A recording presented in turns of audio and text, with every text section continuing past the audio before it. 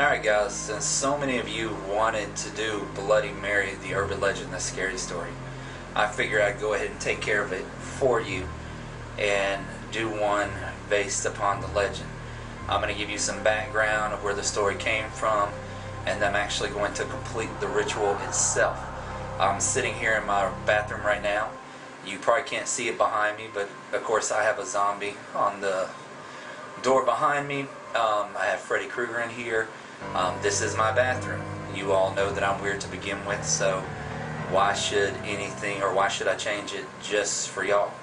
I'll be back in a few minutes to give you the history of Bloody Mary.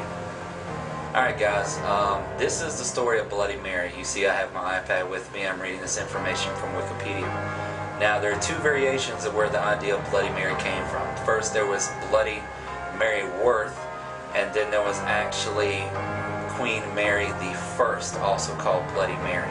Now the whole idea of this story has been around for hundreds and hundreds of years.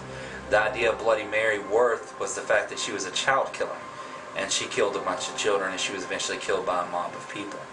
And the reason they found out that she killed people, or killed her kids rather, or killed other people's kids, was the fact that she tried for years and years to have a child, and she wasn't able to. And as a result, she went crazy and she killed other kids.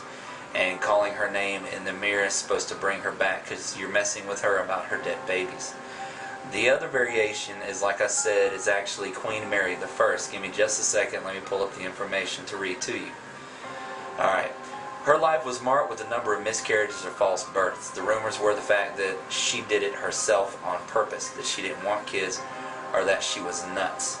Well, undoubtedly, after having so many failed births, pregnancies, miscarriages, whatever you want to call them, she ended up going absolutely crazy. And they're saying she was so upset over the fact that she eventually died as a result of severe depression and insanity. And that, again, calling her name in a mirror late at night, you're bringing up the old feelings over the loss of her children. Now, the idea of doing it in a mirror, which is what I'm doing right now, has this whole religious idea involving mirrors and darkness that was used to be performed on Halloween when you were calling ancient spirits. People would sit around using mirrors because they believed the mirror was, a way of contacting the soul of other people. Alright, now with any sort of folklore, all the details change. It can take place in any town, any city. Usually there's a graveyard or even a tombstone involved for the more detailed stuff. But the general idea is you sit in front of a mirror, which is what I'm doing right now, and you call the name of Bloody Mary in total darkness, or by candlelight, which is what I'm going to do, either 3 times or 13 times. If she does show up, she's supposed to come out of the mirror or behind you, and some of the stories I've read is she claws your eyes out, she rips your head off, she cuts your throat, she kills you, slap me upside my head, I don't know. But those are the many variations. In just a few minutes I'll be back with the actual ritual itself. Now you might be having a little trouble seeing me, but I'm sitting in my bathroom again now, sitting around candlelights. And I'm actually going to complete the actual ritual of saying Bloody Mary 3 times. And here we go.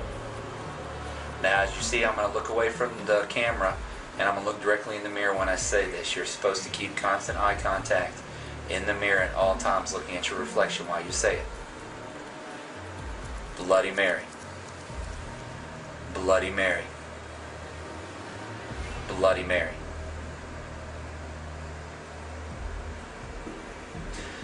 Now as you can see, nothing happened.